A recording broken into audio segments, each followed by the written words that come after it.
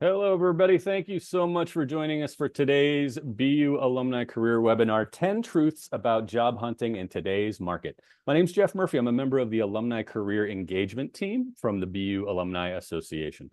Today's webinar is offered to our 389,000 alumni from around the globe and, of course, all of our current students. We appreciate everyone who has joined us today, some of you tuning in from places that are very far away from our Boston campuses. I think we were expecting folks tuning in from at least 15 countries around the world. We're really glad to have all of you here. Throughout your career, BU is committed to helping you define and achieve your professional goals. And we aim to do this by providing everyone with access to a series of valuable online tools and social media communities. Excuse me for one second. In addition to this webinar series, one of our most exciting resources is a free online community called BU Connects. If you haven't already signed up, I hope you'll take just 5 minutes after this presentation to log in and set up your profile at buconnects.com. There are over 30,000 BU alumni and students already on BU Connects. It is the very best place to build your professional network with other Terriers, join regional and special interest groups, become a mentor, find a mentor, or hopefully do both. Before I introduce today's speaker, just a brief couple of housekeeping notes from me. Today's webinar is being recorded and will soon be made available for on-demand viewing on the BU Alumni and Friends website, which you can find at www.bu.edu/alumni. Our speaker today is very eager to answer any questions that you may have, and you're welcome to submit them throughout the presentation by using the Q&A toolbar, the Q&A button on your Zoom toolbar. Just hover over Zoom, click on Q&A. You can go ahead and type in your question at any time. We're going to save a few minutes at the end to make sure we get to all of those. I'll also keep an eye on the chat if anybody feels that they want to just put a comment or a chat or a question in the chat today. It's now my pleasure to introduce our speaker for the day, BU College of Arts and Sciences alum, Scott Singer. Scott is founder and president of Insider Career Strategies, LLC. He works with individuals and companies to prepare for and navigate the job seeking and outplacement process. Scott has experience recruiting at major corporations such as Motorola, Ryder, Bacardi, Burger King, and LVMH. He holds a BA from Boston University, an MBA from the University of Michigan, Dearborn, and a CPCC, a Certified Professional Career Coach, and CPRW, which is Certified Professional Resume Writer credentials. Scott is a member of the Forbes Coaches Council and is one of my long-term MVP career volunteers. We're always thrilled to have you here, Scott. I'm really excited for today's presentation. I know you've got a slide deck to reference some of your top 10 things to know. If you want to go ahead and get that up, there you go. And then the floor is all yours, sir. Well, thank you. And it's nice to see a few familiar names there on the participants list. Thank you for coming. You know who you are. It's a pleasure to be here. And Jeff, thanks as always. And thanks to the university. I really appreciate the opportunity to reconnect with everybody. So there's a lot of material here. I'm going to kind of go through this, going to kind of barrel through it. But as Jeff indicated, yes, questions are very welcome. I love taking them. If we can take them during the presentation, we will, but more likely we'll answer these at the end. So, but please don't be shy. Put them in the Q&A section and we'll go from there. So 10 truths about job hunting today, AI and beyond. So first of all, let's talk about what we're looking at in terms of today's reality. So things change really quickly. This is not the 70s, 80s, 90s, 2000s, 2010s, 2020s, or even 2023 or 24. Things are changing day to day. And if you're crazy enough to watch the news, you'll see it's happening fast. But, there are many factors just from a macro standpoint that have changed and continue to evolve job hunting. So first of all, I'm sure you can tell just by the fact that we have God know how many people from how many countries here on the Zoom call. But globalization is a big thing. Companies are global, people are global, the college student population is global. There's a ton of different folks from around the world, and business is constantly shifting in that way. Also, the increased adoption of technology. And I don't need to tell everybody that, if you're talking about, things as simple as, documenting or recording, you don't need a person necessarily to do a lot of this stuff. Now there's technology, and it's everything from the basic all the way to running ERP systems and AI. And that's where we go. I mean, artificial intelligence is on the rise right now, and it's becoming a factor. It's not as huge of a factor as you may think yet, but it's getting there. Also, the ease of applying online. I'm sure there's a few of you who are on the call, like me, who in the olden days, you graduated from college and you had to go to Office Max and pick up, a ream of linen paper and envelopes and stamps from the post office. And if you wanted to apply to a job, you'd open up the Sunday paper and, go through there and apply to the job, write up a cover letter, send off your resume, and hope to hear in a couple of weeks. Well, the bar has definitely gotten easier for applying online. A lot now these days it's easy. Sometimes there's easy apply when you go to a job board. So that's going to influence the number of people that apply and how easy it is. Also, the relentless drive for corporate efficiency. Companies are looking for ways to do more with less. So it's unfortunate. I'm sure several of you have experienced being laid off during the course of your career. I have been. I was notified, but I found a job before they actually had the chance to, give me my exit date. So, it happens, and it's becoming more and more prevalent, as is social networking. So LinkedIn is a major tool. If you're not on LinkedIn, you're missing out. There's a lot of different opportunities there that you'll find through there, whether as a passive or an active candidate. Changing government regulations. I mean, you're seeing that on a day-to-day basis, it doesn't take much to really change the way that things are structured and the job market is structured. And then, of course, COVID-19. Yeah, okay, we're not wearing masks anymore, and we're not going ahead and working necessarily separate like we used to. But COVID still has its fingerprints on the way that the job market looks, and you're seeing more things about this. So I'm going to dive into how a lot of these factors are impacting the job search today. So first, we're going to start with the first truth, which is AI is a great tool for employers. And, for those of you who aren't familiar, artificial intelligence, it's basically computers being trained to do human tasks, trying to think and replicate thinking. And what you're seeing is that AI is now permeating several aspects of the job seeking process. It's getting out there. There's a lot of different pieces. So, whether it's helping people update job descriptions to posting the jobs and reviewing the resumes. And then, of course, the applicant tracking system, which is the computer system that an employer uses to post the jobs and to gather the resumes. And you're seeing it integrated in every part of that. Video interview tools. For those of you who have been through a HireVue interview where it's a recorded video and they'll analyze your answers for your body language and your answers and your content, I'm so sorry. It's not a great experience, but employers are using it more and they're relying on the AI-driven insights that it's providing to make some decisions on who they think is going to be a good risk for their company. And then, of course, there's decision and selection tools. It's funny. There was a few years back, one of the FANG companies, one of the major technology companies, had used AI in terms of algorithms to try to predict who would be the best and most qualified candidates from people that would apply to jobs online. And they had to discontinue it because it was finding that it was going like 99% white males, which without any merit and without having done any interview, that's not really the criteria you want to use. You want to look at backgrounds and experiences and so forth.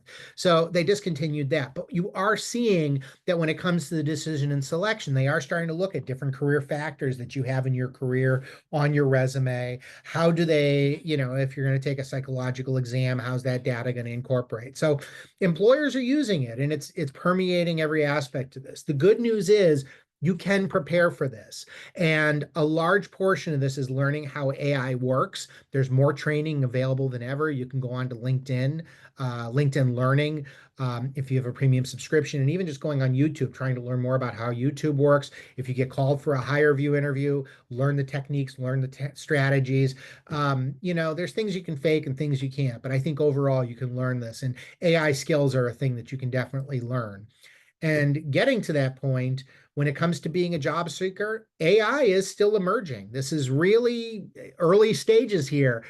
Companies have more of the capital. They just do, and they're investing it in more and more of the tools and the training and the systems utilization, whereas we as individuals need to really seek out more and learn more on our own. So, the first thing is AI prompt engineering is a learned skill. And what AI prompt engineering is, it's as simple as this. How do you ask ChatGPT or another AI engine a question so that you can get the answers that you want? That's a learned skill, and you can absolutely learn how to do that. And it can be helpful in shaping your cover letter, your resume, your LinkedIn messages, your profile. There are so many ways you can use this, but I think it's important that you use it as a suggestion and as a guidance and an idea stimulator.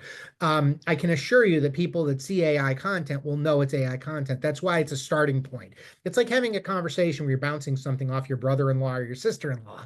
Hey, what do you think of this? So, you can use it to develop interview dialogue. Um, I will tell you, I have heard stories of companies where they were doing Zoom interviews, and while they were doing the Zoom interview, the candidate was using ChatGPT to try to answer the questions that they were being asked. They were immediately disqualified. I don't suggest you do it this way, but what you can do is try to put into it a ChatGPT or in a Bing AI or any of these others before you go into an interview. What might an employer be looking for in terms of an answer to this type of question? And then work through it. See if it's something that resonates with you. And then, of course, adapt it to you. But when the employer can put in the same question from their end and they can see that you're answering it the same way that the ChatGPT would have answered them, not a good look. Again, there are risks that come with this, and I call them cons, but they are risks. So first of all, the text can read like AI wrote it. It's got a very limited vocabulary. Like, for example, if you ask ChatGPT to write a cover letter for you, almost every response is going to start with, I am excited to apply to. So, keep in mind, it has very limited parameters on what it can do. Also, disinformation.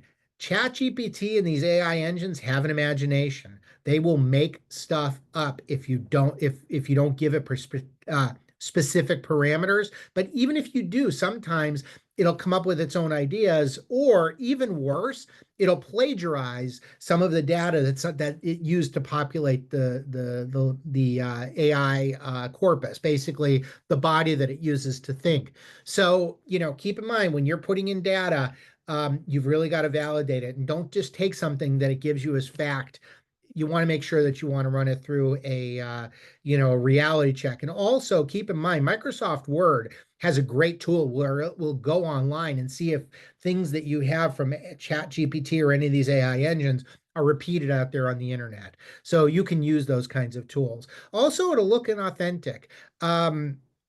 We have 8 billion people on Earth, and each one of us have our own personality.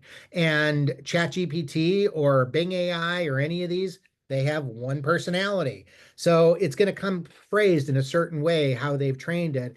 And it's not going to really come across as a human being. So keep in mind, the AI tools can also help, but they won't necessarily get you through the job applicant engine. So if you're applying to a job, sure, go ahead, put in the job description and put in your resume. Say, what are the keywords I should think about including from this job description? You can use that to go ahead and to amp up your resume, but the reality is that it's not going to be a guarantee for a variety of reasons. The best strategy is still, number one, taking a look at the job description, tweaking your resume, applying online, and then using a tool like LinkedIn to go ahead and find a hiring manager, a decision maker, and reach out to them afterwards.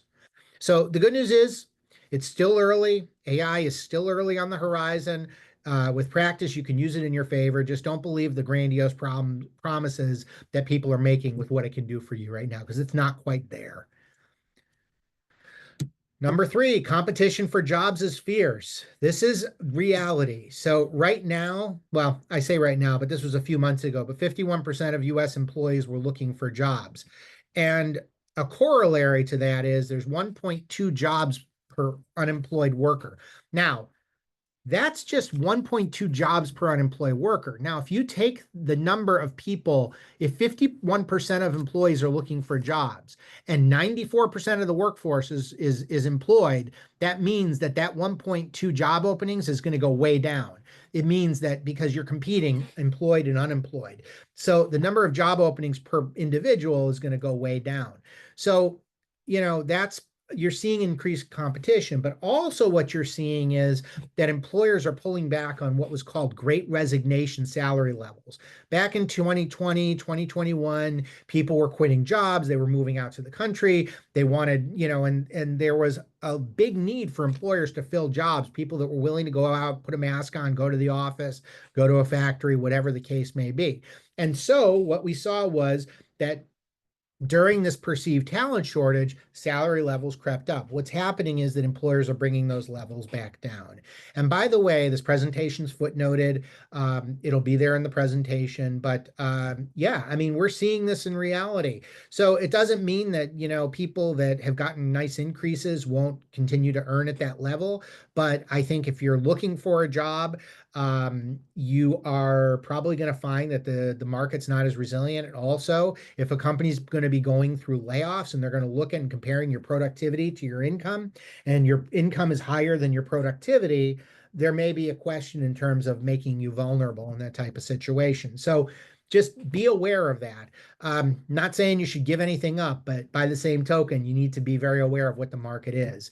And also, the number of applicants is gigantic. So Apple was receiving 53.7 applicants per job per day. Now, all it takes is 20 days for a job to be open, and you're already talking over 1,000 people per job. I had a friend who used to work at Amazon, and she told me that they used to get over 10,000 people to apply to an individual position, even one that they didn't advertise very much. So tons of people applying to these. There are a lot of traffic, and recruiters really do have limited bandwidth to review these resumes. So again, you can still work to get noticed. Make sure that you've got the right tools, make sure that you're presenting yourself well, and there's no substitute for reaching out to a contact to see if you can break through that barrier. All right, number 4, employers have made the process a little bit more arduous. It's more difficult. So, yes, momentum has swung back to employers. Again, going back to 2020, 2021, where employees had their pick of jobs. Now it's the other way around, and companies are going back to layoffs, even when they're not in a business downturn. So the momentum has gone back to employers, and they're flexing it. And what that can mean is several rounds of protracted interviews. Whereas you might be able to do a couple of quick Zoom interviews and get a job before, now it's not unusual to be called into the office, meet with 5, 6, 7 individuals, multiple rounds. It's gross. It's an awful process, but it is the reality. And you're seeing a lot of people flexing their muscle. I recruited for almost 20 years, as Jeff had indicated, and I saw as the economy would change, you would see the behaviors evolve from hiring managers. When the unemployment rate was low, you would see the employers pull back a little bit in terms of how much they would put the candidates through, because they knew there was a risk they could lose them. But the second, like 2008, 2009, when the housing crisis hit and unemployment started to spike, all of a sudden, you started to see managers becoming much more discretionary in terms of who they would talk to, how much of an effort they would get into. And then that's when you would start to get manager feedback, like after they interviewed a candidate, yeah, I'm just not feeling it. And it's like, well, what does that mean? That's not actionable feedback. So you're seeing people move towards more of these protracted interviews with more people. And what's happening is that you've got to keep in mind, why do people do this? Number one, they want to make the process a little more difficult, but I don't think that's the number one motivation. I think number 2 is, if each hire is going to be scrutinized a little more, they don't want to be held responsible. So what they're doing is they're spreading risk and having more people interview somebody to get as many people buying off so that they don't have to be held fully accountable for the decision. So there's also tests, presentations, case studies, and a heavy focus on cultural fit. Now, cultural fit can mean a variety of different things, all right? But here's the example that I would use. I mean, there are some companies that are very focused on hard driving environments where it's all about managing by objectives.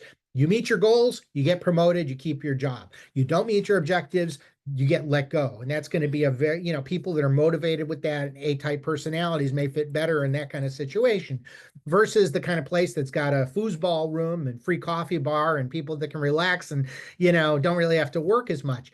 That's something. But also there's other little pieces too. It might be the kind of thing where maybe, you look at two technology companies. You might have one company where the kind of software engineer that they have are the people that are just, it's all about the result. Are people providing the right kind of software and the right kind of code that's going to really help the company make money? Or is it the kind of place where they really expect people to be at their desk from 9 to 5 to 6 to be there and to do the work and to be supervised? It's really, it's now about finding people who fit more of that cultural mold. So the process is really incorporating more of that, and you see people taking less risks in terms of who they're hiring. And then, of course, you see this in time to fill. Time to fill is a metric that recruiters and companies will use. That's the number of days from the day that the job goes open to the number of days till somebody accepts a job offer. And 39 days, I mean, it might not seem like that much, but that's 2 months where somebody doesn't have somebody in the job.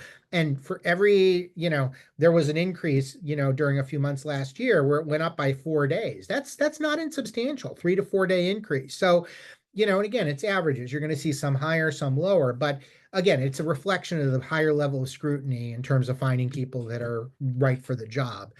Again, the good news is you can multitask your job search. You're not stuck applying to one company. And even if you're employed in a company and you want to look at internal opportunities, you can look at other employers out there. There is nothing to stop you from looking at the open market. And it's very important for you to multitask your job search and keep things going on at the same time. Because you know what? If you've got leverage, if you've got another job offer available, it's going to make it a lot harder for a company to drag you through a long process. All right, number 5, ghost jobs are real. What is a ghost job? A ghost job is a job that a company will post. And basically the idea is, are they really looking to hire somebody? And they could do it for a variety of different reasons, right? It could be because they want to project that the company is doing really well. And, we're still looking for people. They might want to project to their internal employees who are getting frustrated because they haven't been filling a lot of critical jobs in the company. They're thinking, well, at least they're trying to fill that seat next to me and alleviate my workload. There could be a variety of different reasons for this, but the reality is it's not a great practice. And about during last year, 4 out of 10 companies did post fake job listings. And, this does have some negative effects on the market. So first of all, it can be difficult to differentiate real from fake job openings. I want to give everyone one hint in terms of a way to try to find a difference. If the job is posted on an outside job board, not the company's website, but if they're going on Indeed or LinkedIn or Career Builder or one of these other boards, it's probably a real job. And the reason that it's probably a real job is because they are paying real money to have that job posted on these different job boards. Whereas it doesn't cost them anything to post it on an internal company website. So the risk of a fake job goes higher when it comes to an internal company website. So just be aware of that. But it does erode trust in the company. And if people see these fake jobs, they might not necessarily want to apply, and it might demotivate people from applying to this company. Now, there's one thing I want to caution you against, which is, a lot of companies will post jobs to attract both internal and external candidates. You might be within the company. Your company may have 10,000 employees and you want to find another opportunity. Let's say you're in a major health system. They may go ahead and post the job and then it comes down and they didn't hire an external candidate. It may mean that an internal person has emerged and took that job. That's not a bad thing necessarily. That means that there is movement opportunity within the company, but things happen. People that are expected to take a job back out, people that weren't expected do jump in. So things happen. But, the bottom line is if you don't apply, you're not in the game. So the good news is that if you do apply, at least you'll be in their system. Sometimes recruiters do go through there to try to find people for jobs that may or may not be posted. Or they may have a difficult to find job and you might be that needle in the haystack. So there we go. So again, just as a reminder, as we continue, if you have questions, please put them in the Q&A box. We will go ahead and address those towards the end. All right. This is a painful subject, and I'm sure there's a lot of people crying very real tears over this, but I hate to say it, employers largely won the battle of remote work. I don't know if everybody read this, but in the last few weeks, Amazon said they are bringing everybody back into an office. They're stopping the part in, part out. And, it may not be your dream and your aspiration to work for Amazon, but the truth of the matter is that people look to the major companies as bellwethers in terms of what they want to do. And if a big company has the confidence to do it, it shuts off avenues for other people. Therefore, smaller employers may follow their lead. So employers have largely won the battle over remote work. Now, I don't want to say that there's not benefits here. Okay. So, going into the office, I mean, there's places like, for example, since Amazon has started going back to work, it's revitalized the downtown and the downtown businesses. A lot of things have happened. It's helping their cultural scene. But, you know, going into the office can also lead to learning by osmosis and seeing people that can give you some examples, but you need to be prepared for the fact that remote work is starting to really fade into the background. So this data was collected before Amazon made their announcements, but pre-COVID 6% of US workers worked mainly from home. I mean, there was always a percentage of people that did. In 2020, the height of COVID, it spiked to 51%. Now, why wasn't it 100%? Well, because you can't have people in factories and grocery stores work from home. They have to be there to deliver service. So, but that number came down in mid 2024, sorry, it came down to about 14%. It's hard for me to predict where that number is ultimately going to settle, but if I were to guess, it is probably going to be a lot closer to the 6% than it is the 14%. So, what does this mean for you? So first of all, try to still find companies that are remote first. Companies like Zillow, they do offer that as a primary option, the real estate company. But also, you can go on to places like Indeed and the different job boards and search for remote jobs. They do still exist. And there's also other companies who have actually sold off their headquarters and went fully remote. So those companies do exist. There's just a lot less of them. Now, the other trends that we're seeing, of course, are hybrid, where you're able to go into the office 2-3 days a week and work the other days from home. Also, another great example that we've seen here is Smuckers, where they do what's called focus periods. And Smuckers, the consumer goods company, they do jams, they do Goober. My dog loves Goober, that peanut butter jelly mix, wonderful stuff. But as far as the focus periods, basically what Schmuckers has said is you can live anywhere you want. But what's going to happen is that during 20 some odd weeks of the year, you've got to be in the office. We're not going to pay for your travel. We're not going to pay for your hotel. But as long as you're willing to do that, you can live wherever you want and be here in the office. So, it's helped their engagement, and there's people that are willing to abide by that model. That's an option. The good news out of this is it really does provide some clarity in terms of managing your career expectations. Is it ideal? No. I mean, is it worker friendly? No. But the truth of the matter is, if somebody else is paying your paycheck, if you're playing on someone else's field, they can take the ball and go home. That's just how it works. So, you need to be aware of that. At least you can set your expectations accordingly.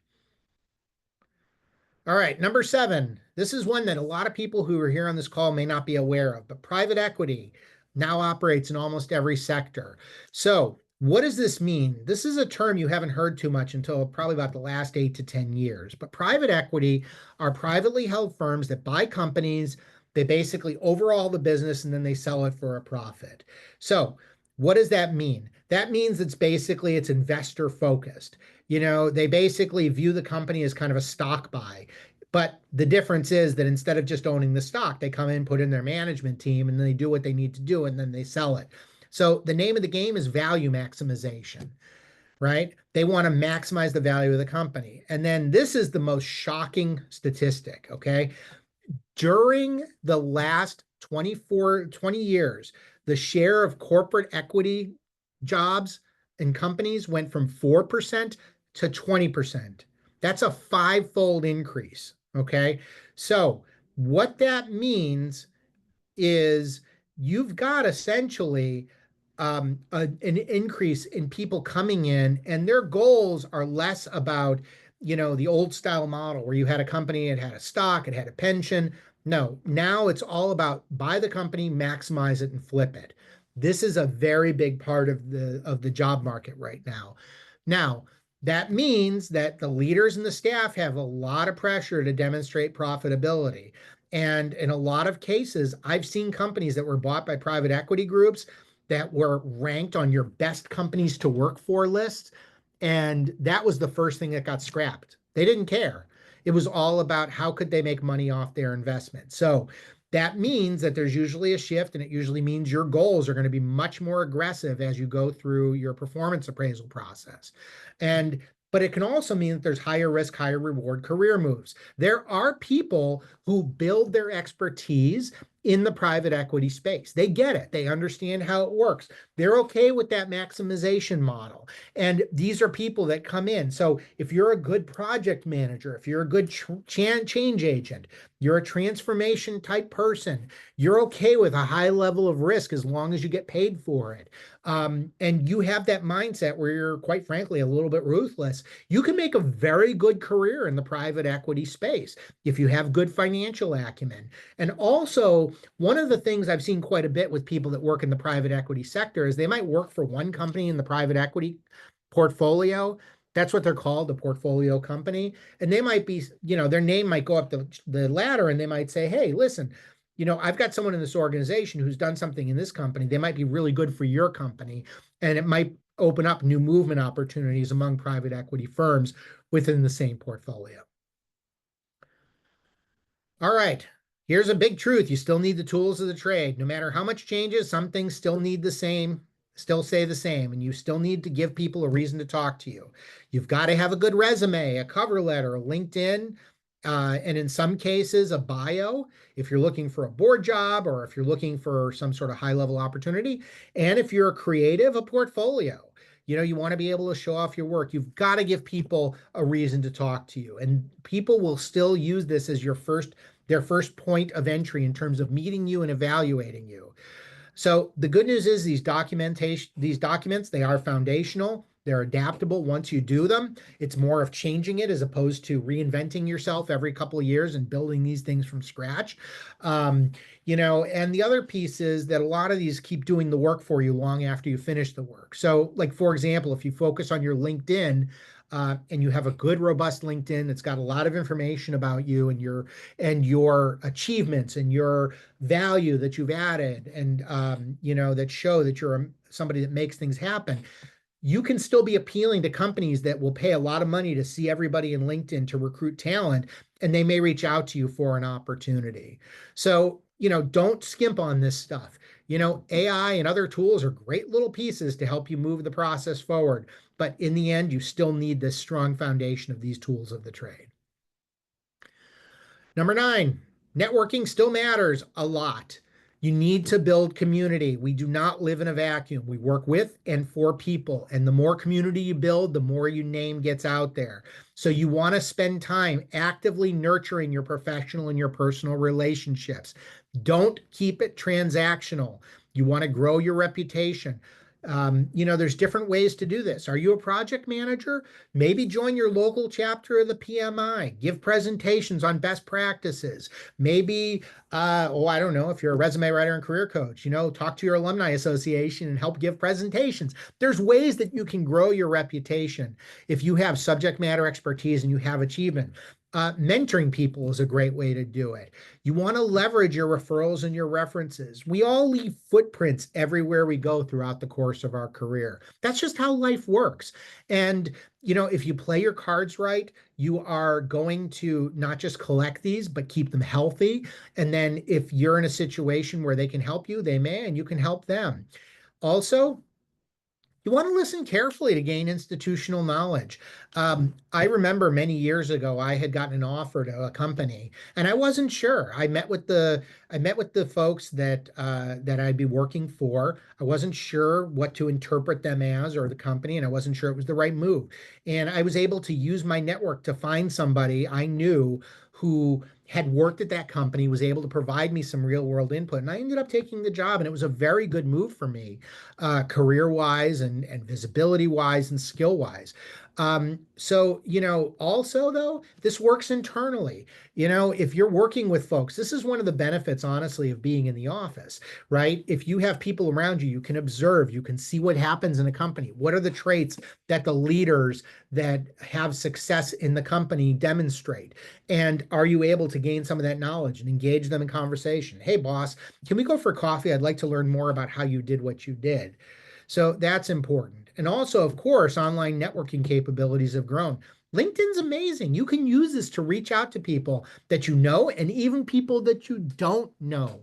Make connections, learn, get an informational interview.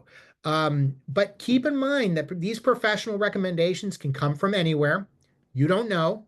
I had a boss who changed companies, and when she got a phone call from another recruiter, an external headhunter to find somebody for a job, she referred me for the job. And it was one of the best moves I made during my career. So, these relationships can lead to serendipitous situations. You got to get out there, you got to meet people. And LinkedIn has made network easier than it's ever been. You don't need to necessarily go and press the flesh at a giant conference with 1,000 other people. Does it help? Yeah. Okay. There's no substitute for face-to-face contact with people. But, using that in combination with these modern tools like LinkedIn, there's no comparison. And then, of course, number 10, there is no substitute for authenticity and trying harder. There's the most important thing is you want to be yourself, right? This is all about you. What do you bring to the table? What are the skills you have? What's the expertise you have? What is the knowledge that you have? And what's the value you can bring to those around you? That's important. And trying harder when it comes to job hunting, is it frustrating as hell? Absolutely. It's brutal. There's more and more obstacles. It's harder. People are judgmental. One wrong answer that you make during an interview can get you bombed out of a job. But you can get better at this. You can practice at the interviewing and the job hunting and all the other pieces that come along with this. But it's important also to keep in mind that you spend more time at work with these folks than you do with your family. And people want to see who you are, what you can do, how you can help them. Give them the knowledge of what you can contribute. Don't be shy. Don't make them pull things out of you. Be open about yourself. And also, it's important for you to have a good sense of who you are and what it is that you contribute. If you don't know, ask people around you. Ask those you've worked with. What would you say is my biggest value proposition? People can help you with that branding and you can convey that. Don't do the bare minimum. That is what most people do and they don't get noticed. That's what I call posting and praying, right? You go online, click easy apply, you send your resume and you hope for the best. Well, if you're one of 10,000 and the recruiter is going to maybe look through 100 or maybe 200 of those resumes, even if you're a top 2% candidate, you may not get selected. So you need to make sure that you're working harder at this. Have a multi-pronged approach. Apply to jobs, reach out to the hiring managers, scout out companies you'd like to look at and make connections, go for informational interviews, use your references, try to find ways to get noticed, using LinkedIn and your connections to reach a hiring manager. If you do that, the only thing I would advise is just make sure that your friend, if they work at that company, is in good standing at the company. But if you do know somebody and, hey, Julia, I see you work over at the company and I, applied for this job. Can you put in a good word for me with the hiring manager? If they like you, they're probably going to put in a good word for you. Referrals are kind of they're kind of less risky. People tend to be a little more inclined towards a referral because the fact is, if somebody's willing to vouch for you, it's going to advocate for you. Also, befriend recruiters. And when I say recruiters, I mean agency recruiters, those third-party headhunters that help, people look for jobs and fill jobs for companies, but also people that are in-house in the company. Don't make life difficult for them. They ask you a question, give them the information that they need. Doesn't mean you should go ahead and you should just capitulate and tell them everything and, just give up on salary expectations. Salary negotiations is a whole different conversation. But the reality is, don't waste their time. If you're the right fit, great. Get them the resume quickly. Go ahead and, apply for the job, follow up. Be mindful, be respectful. Don't ask them to do things that are going to be out of their bounds. But likewise, if you're not the right fit, don't just say no. Thank them for the opportunity. And if you know someone you can refer to them who might be a better fit, do that. That's going to open up the potential for other opportunities for you down the road. Posting and praying won't get the job done. And then, of course, invest in yourself. Close your gaps in your skills, your professional presentation. Maybe you've been a project manager. I know I'm going back to this, but it's an easy one to talk about.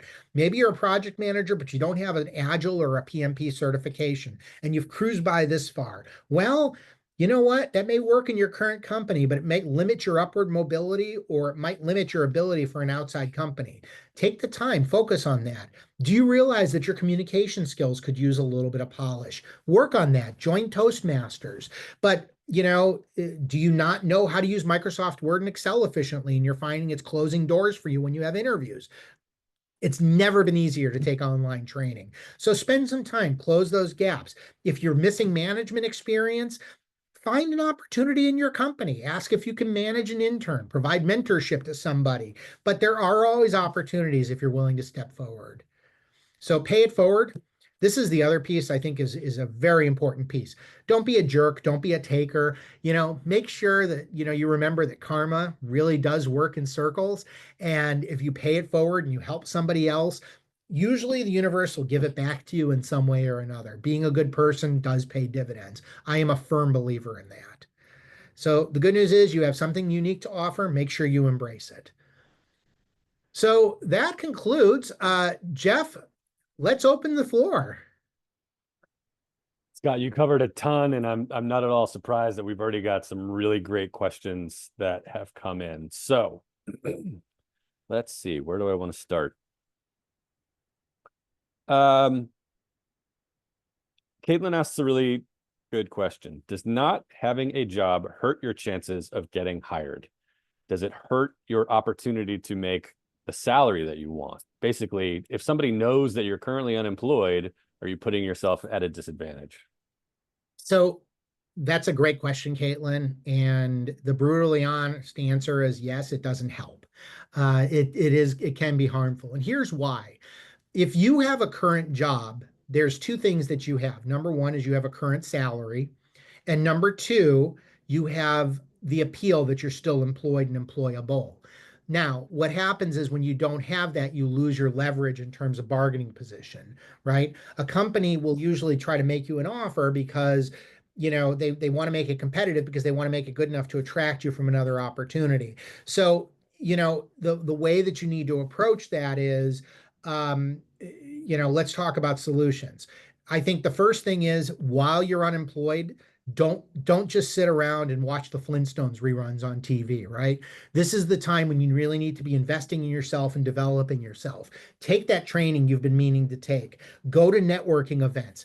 Get out there, talk to your network, actively look for jobs, but also retrain. Are there other things that you need to be doing? And then third, make a very clear assessment of what is it going to take for you to get your next job and to get a salary that's going to work for you. You may do an assessment. You may realize the market may not be that good, but you might also realize that, for example, you know what, you're a COBOL programmer, and maybe your company didn't need you as a COBOL programmer, but there's old systems at old companies that need these COBOL programmers desperately and may be willing to pay a premium for that. So, do an inventory, see what's there. And, most importantly, when you go into the interview, show confidence. Make it very clear that you're not out of work because you're not valuable. Make it you're out of work because of circumstances and you're excited to get back to work. And here's what you've been doing to position yourself for that next opportunity. We've got a few questions about LinkedIn that I want to save for a minute, but this one is very similar, also from Caitlin. Does the open to work badge on LinkedIn help or hurt? So similar, are you sort of calling attention to it's not exactly saying that you're not currently working, just that you're open. I mean, it strongly implies it. Yeah. You're not going to put open to work unless you're looking for a job and you don't mind that your current employer sees it. There's two schools of thought. All right. I've seen, and I'm talking about resume writers, recruiters. I hear a variety of different opinions. Some people feel that if you're between jobs, it makes you look desperate. I do not share that point of view. And the reason I do not share that point of view is that recruiters are time limited. They've got minimal amount of time, and the more that you can do to flash on their radar as quickly as possible, that you are available and looking for an opportunity means that it's going to increase the chances that they're not hunting you down and you're probably going to return their phone call. The other fact of the matter is that if you go into the interview or you go into your initial screen, they're going to ask you, are you employed? You're already going to have that question answered. So look, it's a judgment call you need to make. I just would not recommend putting it on. If you're at a company, you're gainfully employed and you don't want them to know. Yeah.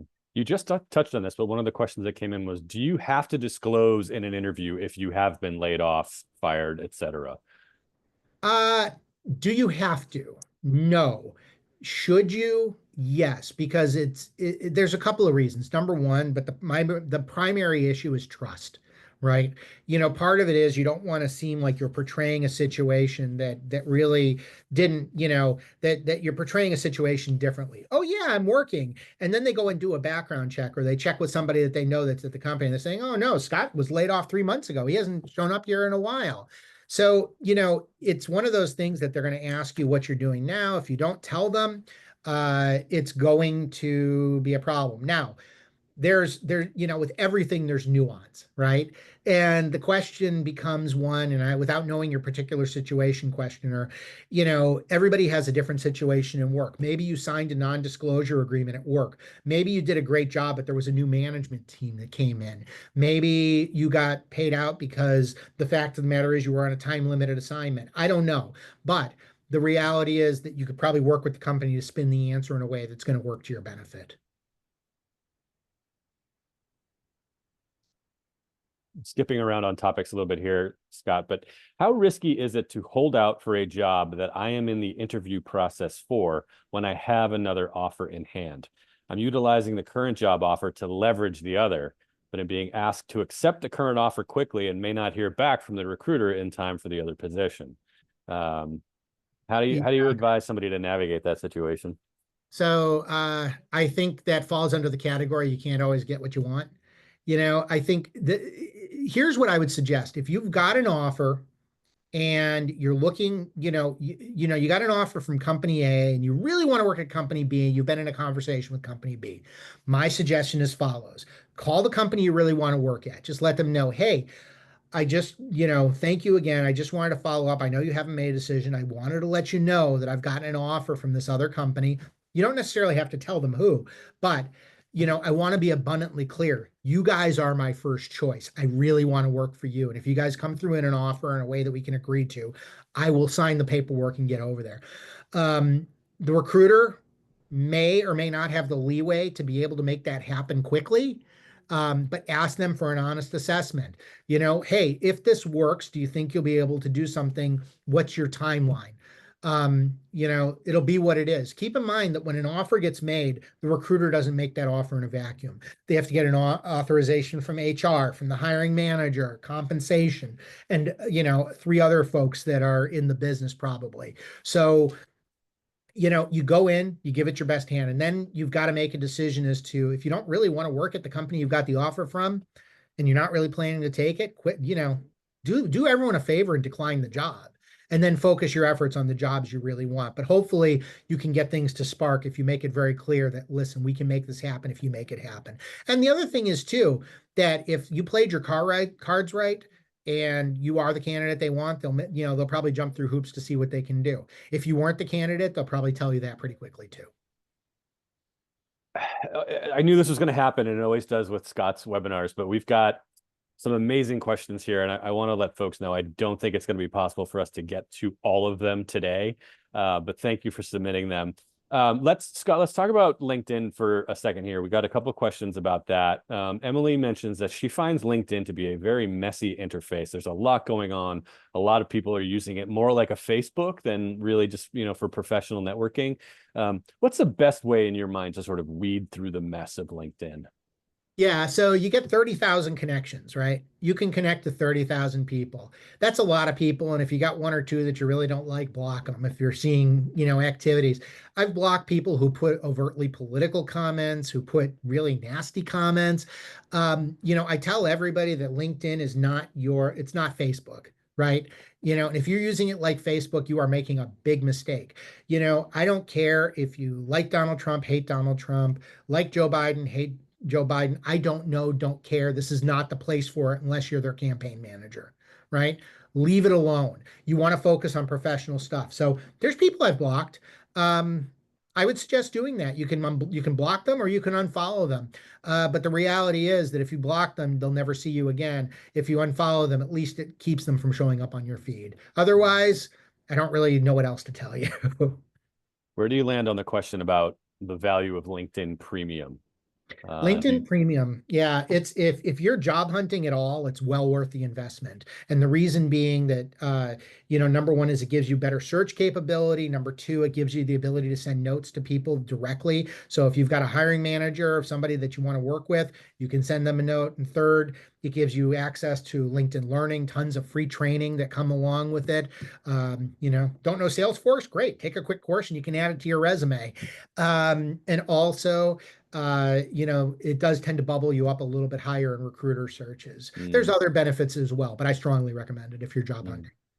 I have to say at this point, talking about networking, Scott, that was your number 9 tip. Networking matters.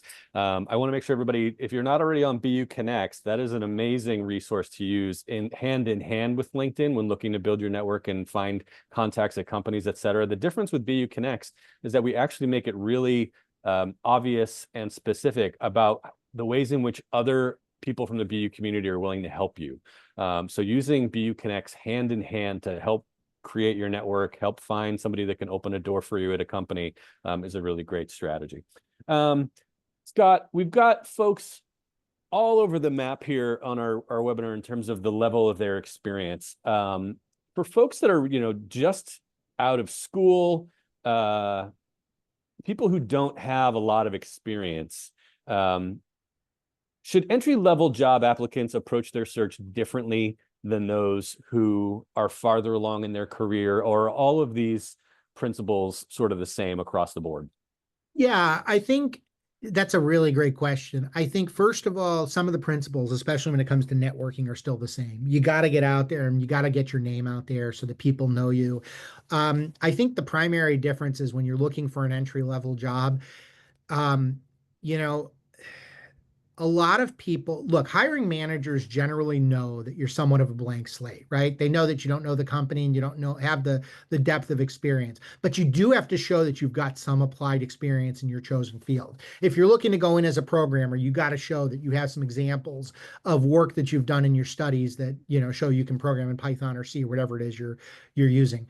But when it comes to the interviewing and when it comes to the job process, quite honestly, what they're looking for is a combination of enthusiasm and accomplishment, right? Are you exciting and interesting to talk to? And have you taken the opportunity to really try to get experiences that may be good substitutes for the work that you may not have done yet? If you can demonstrate that, I think that's going to be good. And I think the other thing is that if you're an entry level, employers may be a lot more amenable to giving you time for an informational conversation, an informational interview to let you learn more about what they do than somebody who's 20 years in the field and are going to obviously be asking for a job. So the other end of the spectrum, for folks that have had long and successful careers that are looking to break through into the C-suite, executive level jobs, where does any of your advice change for those folks in terms of how to find an open position at the executive level? Is it all about the networking, a little bit less about some of the tools of the trade, or is it all still? If you're at the executive level, I mean, I think the biggest tools you're going to find are LinkedIn because a lot of companies will post the jobs there. But I think what's even more important is, and this we could do a whole webinar on this, is which is how to penetrate the world of executive search. The executive search firms, the Egon Zenders, Spencer Stewart. You need to work with introducing yourself to the recruiter and your specialty at these companies, so at least your resume is in their database. In case a job comes up that's going to be appropriate for your background. But This one network, comes, oh, sorry, go ahead. No, and networking too. Yeah. This one comes up a lot, so I want to make sure that we address it. How do you recommend answering the salary expectation questions in an interview? In some cases, even applying online, people ask you to fill out that field of what your salary expectations are. How would you handle it if the role is being advertised as less than what you're hoping for? That's obviously an Yeah. answer that's unique to everybody's situation, but Yeah. I think from a salary standpoint, I mean, I've done a whole webinar on this. I think for you actually on this. Yes. When it comes to salary negotiation, the first thing you want to do is on the application, put a number, put a low to mid number. The reality is you're not married to it. Okay. Until someone actually talks to you, it's not real. What will happen is, I mean, you want to make it clear that it's near the range that you're looking at, but you got to keep in mind that there's so much more to compensation. There's salary, bonus, benefits, health insurance. You don't know how much your premiums are. So there's so many questions. The best way to do that, so if the job says it's 70 to 100, fine, put 70 down. So that way you'll be in the range. Now, what will happen is the recruiter will say, I see that you put 70 down on your application because they're going to do an initial screen before they bring you in. Would you accept a job at 70? Say, well, that isn't the range of what I would consider, but what's most important is I am looking for an opportunity that's aligned with my experience and my expertise and in a place where I can come in and grow and develop. Divert the conversation away from it. Now, they may come back to you and say, well, that's great, but we've all got to eat. Would you accept a job at 70? What you've got to say then is, it's very difficult for me to answer that at this point. I need to see what the whole package is, but I want to reiterate, for me, the number one priority is the role. Your goal is to get the conversation about salary as late as in this process as possible. That way they're interested in you and not how much you're looking to make. And I was going to address this, and you brought it up, Scott. You've done a webinar for us about salary negotiation. You've done a ton of webinars for us about the tools of the trade, having a great resume, combating age discrimination, not getting caught up in applicant tracking systems. And I want to make sure folks know I'm going to send everybody a follow-up email. It's going to include the recording of this webinar, Scott's slide deck, so you can reference that back and some of the data that he's referenced. But I'm also going to give you an exhaustive list of all the other webinars that Scott has done for us and where you can view them on our website. Send that to me too, please. Absolutely. Oh, here's a good one. I'm seeing a lot of, and from Emily, thank you. I'm seeing a lot of diversity questions at the end of applications. I'd rather them not have this data, but am I at a disadvantage if I don't fill some of those things out? So we are at a very weird moment in our country right now. I think it's very difficult to project what's going to happen even 2 weeks from now on this topic. Here's what I will say. When I was a recruiter, when we were gathering that information, usually it was on a separate sheet of paper. We would interview people, put the application in one file, and then the diversity stuff in another file. It would usually be segmented and separated. It would be quarantined from each other. I don't really think, in this current climate, I don't think it's a problem for you to leave it out. I would just leave it alone. Don't address it. Companies will still measure it. I don't know which ones, but it's one of those factors that I think if you don't want to answer it, don't answer it. I don't think there will be any penalty for that. Similarly, when you apply for a job on a company's website or online, in some cases, David is making this point, maybe you have the opportunity to opt out from having your resume, your cover letter screened by tracking systems or AI. Do you recommend that people sort of opt out of that screening, or are they gonna, find themselves less discoverable if they do that? I think while you're job hunting, I think you've got to be a little more liberal in terms of what you're willing to do and who you're willing to let have your resume. The one thing I will be careful of is if you upload your resume to ChatGPT or any of these other engines, it does absorb your data and it's kind of like Star Trek, you're going to become part of the Borg if anybody gets that reference. It all becomes part of what they are. So, it'll eventually use that data and may use you as a reference for somebody else's resume. So, from that regard, I would suggest you be very careful and have controls on there that you don't do that. Likewise, on LinkedIn, there's an option to opt out of letting LinkedIn use your data for, helping other people build profiles. I would suggest turning that off. But otherwise, I think if you're applying to a job on a company's website and you got to do it, do it. I often see questions from folks who have gaps in their resumes, who've been unemployed for a long time. In some cases, this is, and I think Sarah maybe falls into this category, decided to take a break from the workforce to raise a family. Should somebody in that situation put stay-at-home parent on their resume? Is it important when you've got a long gap in your employment history to very visibly address that, or do you just kind of find creative ways to leave that out? What are your thoughts?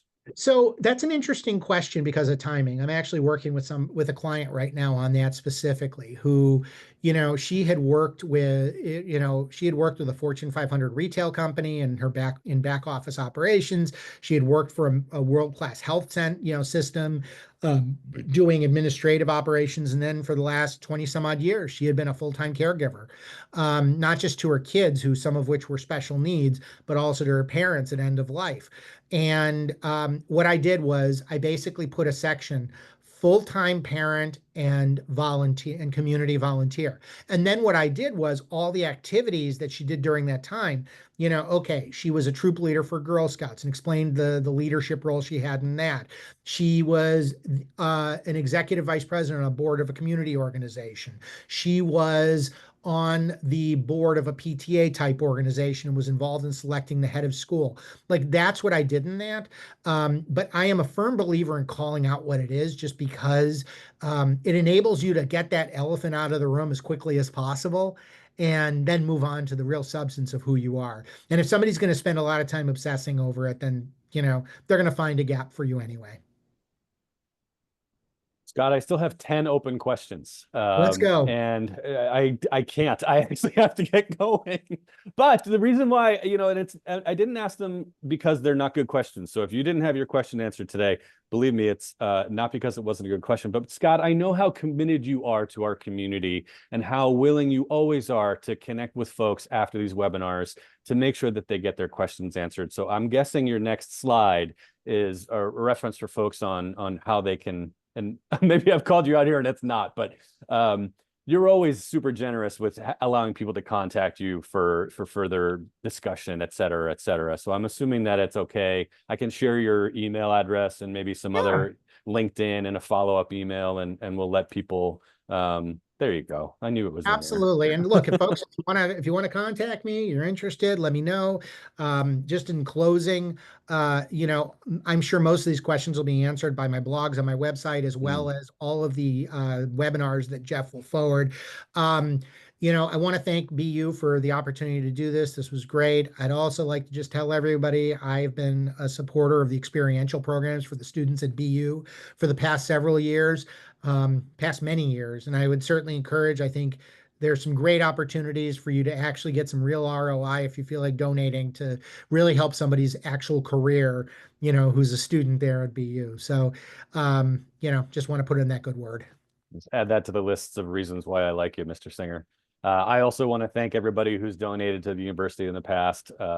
We have a great webinar coming up actually next week, another career webinar. It's called Navigating Your Career Transition, Key Success Factors. So a lot of you that have asked questions about how to make the decisions around making a switch, the kind of jobs to look for, that might be a great bookend presentation for you to join us for if you can. It's next Wednesday, also 12 to 1. You can sign up for that now on our website at bu.edu/alumni. While you're there, make sure you take a look at the alumni events calendar for all the other career related or events that are happening in regions around the world.